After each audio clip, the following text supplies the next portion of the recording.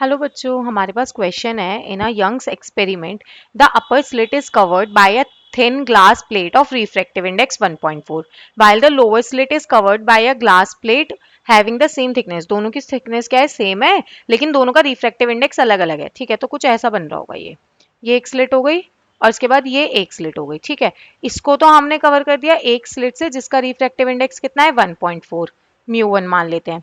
और इसको हमने कवर करा दूसरी स्लिट से जिसका रिफ्रैक्टिव इंडेक्स कितना है 1.7। ठीक है, the interference pattern is observed using a wavelength. Wavelength कितनी है हमारे पास 5400 एंगस्ट्रॉम।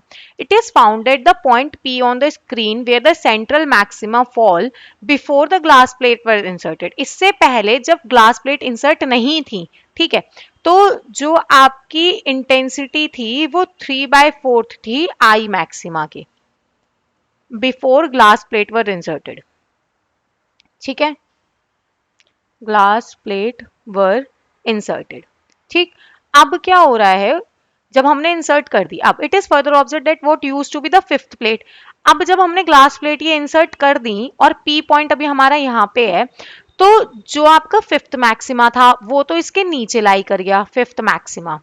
ठीक है, और जो आपका सिक्स्थ मैक्सिमा है वो इसके जस्ट अबव आ गया, ये हो गया आपका सिक्स्थ मैक्सिमा। ठीक है, सेंट्रल मैक्सिमा के लिए। अब calculate the thickness of glass plate, तो हमें इसकी टी थिकनेस बतानी है कि क्या होगी, है ना। तो देखो क्या करेंगे, हमें पता है I is equal to I maximum cos square 5/2 होता है।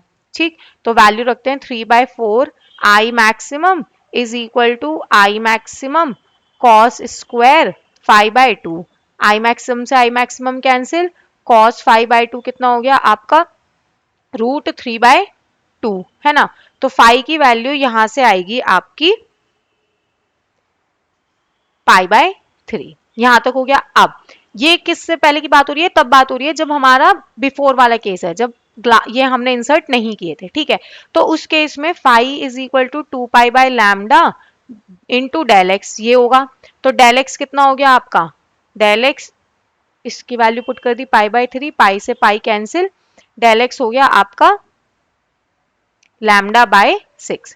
ठीक है, अब बात करते हैं जब हम लोग after we inserted the plate, after we inserted the plate, plate insert करने के बाद क्या हो रहा है, तो जो आपका डेल एक्स डैश होगा वो कितना होगा, इससे ऊपर ही तो जाएगी ये आपकी जो शिफ्ट थी, तो इसका मतलब 5λ।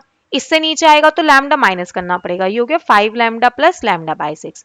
That is new path difference होना चाहिए n λ प्लस माइनस λ/6 ओरिजिनल वाले के कंपैरिजन में।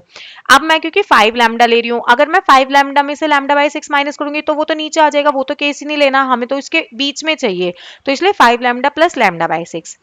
अब अगर मैं डिफरेंस बोलूं कि इसका λx1 है और इसका λx2 है, तो del x is equal to क्या हो जाएगा आपके पास, λx2 minus λx1 path difference. ठीक है, तो ये हो गया आपका 31 λ/6 इज इक्वल टू, इसकी वैल्यू पुट करी μ2 minus 1t minus μ1 minus 1t।